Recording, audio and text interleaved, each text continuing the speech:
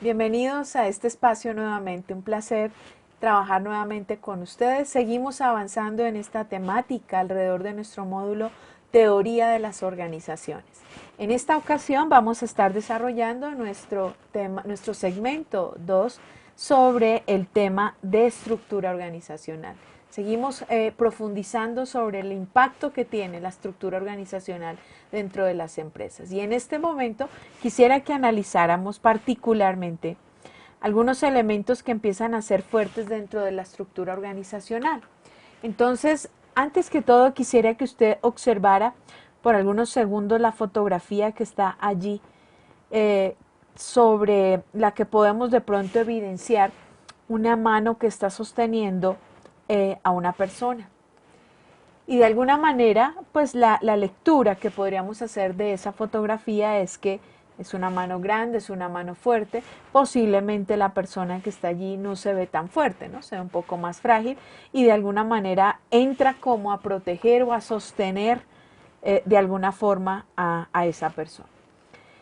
Se estarán preguntando, bueno, profe, ¿y la imagen qué tiene que ver? ¿Cuál es la relación desde las teorías de las organizaciones y desde el tema que estamos abordando, que son la revisión de las organizaciones vista como sistemas?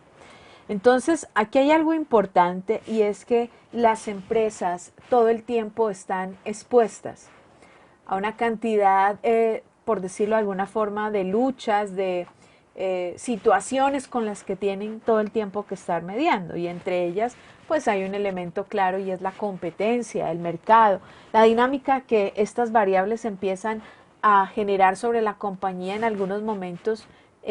Vuelve débil a una empresa, la pone en una situación delicada, de crisis incluso.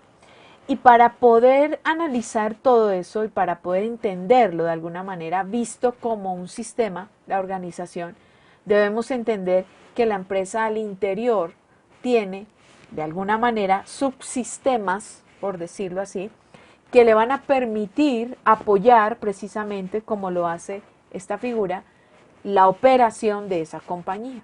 Entonces, yo puedo inicialmente pensar que en las empresas existen personas, ¿verdad? Existen colaboradores o lo que entenderíamos como el talento humano de la compañía, ese recurso valioso que se requiere o se necesita para lograr una serie de objetivos, una serie de tareas, para poder culminar una cantidad de elementos importantes dentro de la organización. Por eso es importante también que analicemos el impacto que esas personas empiezan a tener dentro de ese sistema. Y precisamente, como han sido agrupadas por subsistemas, cada subsistema tiene una tarea, una labor en particular. Yo aquí he mencionado 4 inicialmente, no quiere decir que sean las únicas, pero hay un elemento importante, como les decía, y es que las empresas no están solas en la vida. Yo siempre he dicho que, pues qué dicha que una empresa pudiera esconderse en una burbuja de aire y que nadie la tocara, que no tuviera crisis, que no aparecieran competidores, que el precio o el dólar le afectara, o que el TLC, o que una cantidad de variables, sino que fuera inmensamente feliz, como las personas. Pero no es así. Resulta que las empresas todo el tiempo están expuestas al contacto o a elementos que están afuera, en el exterior. Entonces, son situaciones que en algún momento las van a hacer vulnerables. Y ahí podríamos empezar a hablar, incluso para los que de pronto han trabajado con la matriz DOFA, podríamos empezar a hablar de aquellas amenazas o, por el contrario, oportunidades que se empiezan a generar o se empiezan a evidenciar para las empresas. Precisamente como existe ese tipo de elementos en el mercado, es importante que las empresas empiecen a entender primero cómo están estructuradas ellas a nivel interno. Porque fíjese que, y aquí hay una comparación interesante también con los seres humanos, y me gusta hacer este tipo de analogías porque encontramos ahí una riqueza importante. Los seres humanos no podemos de alguna manera protegernos o prepararnos o planear sobre situaciones que de pronto desconocemos, ¿verdad? Pero si yo sé como ser humano que tengo debilidades sobre ciertas cosas, lo que se asume o se supone es que yo empiezo a trabajar en el fortalecimiento de qué? De ellas. Entonces, si sé que me cuestan los números, tengo que trabajar fuertemente en eso. Si sé que no logro retener información o leer adecuadamente o escribir, tengo una ortografía pésima o qué sé yo, bueno, afortunadamente eso no pasa aquí. Lo que debo hacer es empezar a trabajar para potencializar esas debilidades o esas carencias para poder enfrentarme al entorno que está allí, que está afuera. De hecho, permítame hacer un paréntesis importante aquí, pero no puedo dejar pasarlo, y es que usted se está preparando en este momento, se está capacitando, y asumo que es su proyecto o está dentro de su proyecto de vida el lograr culminar sus estudios, su formación profesional, porque afuera hay una competencia. Afuera hay una cantidad de requerimientos que hay que cumplir o suplir para sostenerse en un mercado que en este caso es el mercado laboral.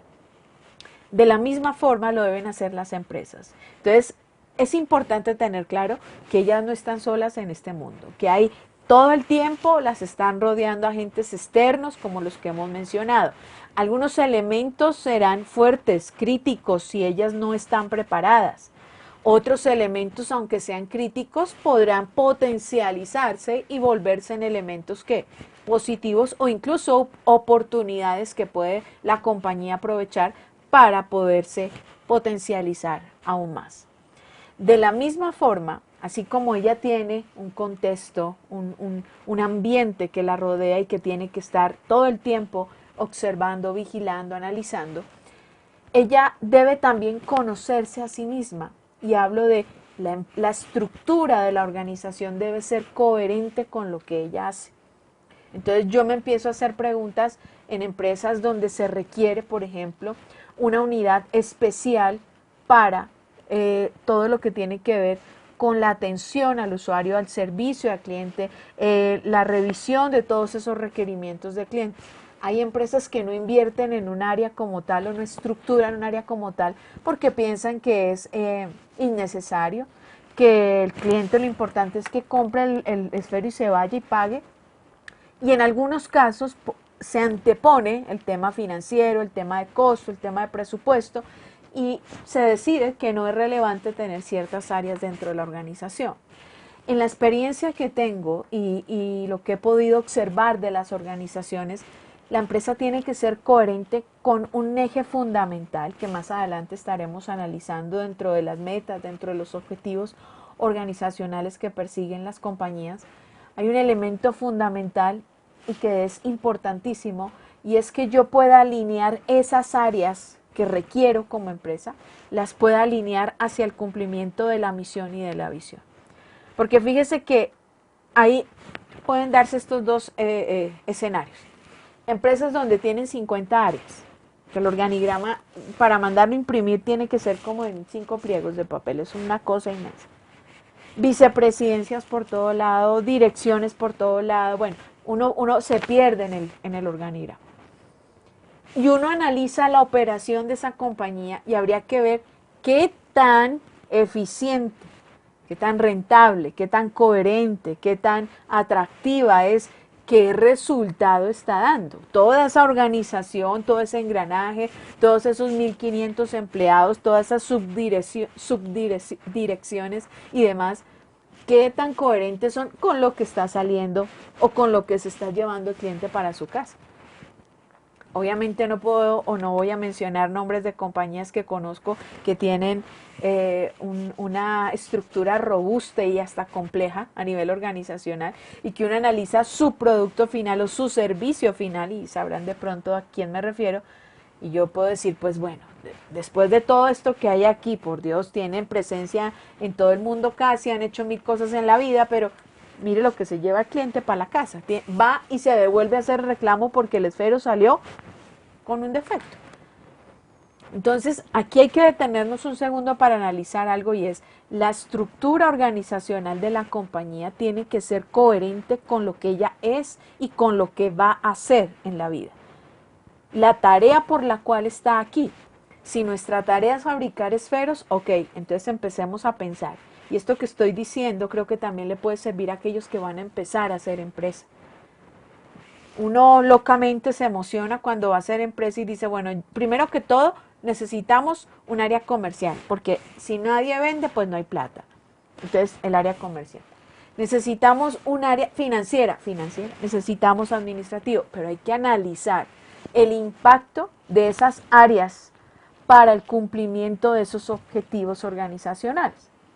Que de hecho aquí en la presentación yo lo estoy aterrizando porque estamos viendo la organización como un sistema, son aquellos subsistemas, y entiéndase subsistema también como un pequeño sistema dentro de un sistema mayor. Entonces yo podría decir que el subsistema de producción también tiene un engranaje, también tiene una directriz, también tiene unos elementos importantes, tiene un enfoque, tiene unos objetivos, tiene unos elementos, tiene una cantidad de cosas que debe tener para poder cumplir con la tarea que ella tiene ahí en esa empresa. Si existe un área de producción y yo le preguntara en esta hora o en este segmento y le indagara sobre la razón por la cual está un área de producción en una compañía, ¿qué me podría decir usted? Ah, profe, está sencillamente porque es el área que produce, que fabrica, que corta, que pega, que ensambla, que hace. Pero resulta que al interior de esa área, sea algo macro o sea algo pequeño, hay un subsistema, hay un director, hay una persona que está monitoreando, hay operarios, hay personas que están engranando todo esto, hay personas que van supervisando, que van revisando que la maquinaria esté bien, hay quienes van cargando la materia prima en las maquinarias. Cada persona tiene una tarea, ¿verdad? Cada persona tiene una labor, tiene una razón de ser. ¿Dónde empiezan los problemas? Pues desafortunadamente los problemas empiezan cuando primero no tenemos definidos objetivos o metas claras como sistema, entendiéndolo a nivel general, como organización. Como no tenemos metas ni objetivos claros, entonces sencillamente hacemos lo que el día a día nos dice que debemos hacer, porque no hay una planeación, porque no hay un ejercicio que nos permita organizar adecuadamente. Si no hay un sistema claro, pues mucho menos de existir áreas, o en este caso subsistemas, pues tampoco van a tener claridad. Entonces ahí es cuando empieza a haber choque entre las áreas, entre la gerencia, entre la vicepresidencia, y usted por qué cambió el modelo del esfero a 0.45 si nadie lo aprobó, el modelo sale más costoso, se gasta más plástico, más tiempo, financiero entonces dice que no es coherente el precio que tiene eso, que hay que subirle más, pero el comercial dice si usted le sube el precio pierdo los clientes. Entonces empiezan a haber una cantidad de choques fuertes entre esos subsistemas sencillamente porque no hay un elemento claro ahí y es haberse sentado a dimensionar la estructura que esperamos tener como organización. Por eso es importante y precisamente estamos compartiendo en estos segmentos la importancia que tienen las empresas apoyados en estas teorías contemporáneas de incorporar este tipo de ejercicios dentro de sus organizaciones. Necesitamos concebir una estructura organizacional clara y coherente. Quisiera invitarlos para que en nuestro próximo segmento me acompañen para poder revisar o evidenciar el impacto que tienen los posteriores o los siguientes subsistemas básicos que deben tener las organizaciones. Así que nos encontraremos en una nueva oportunidad.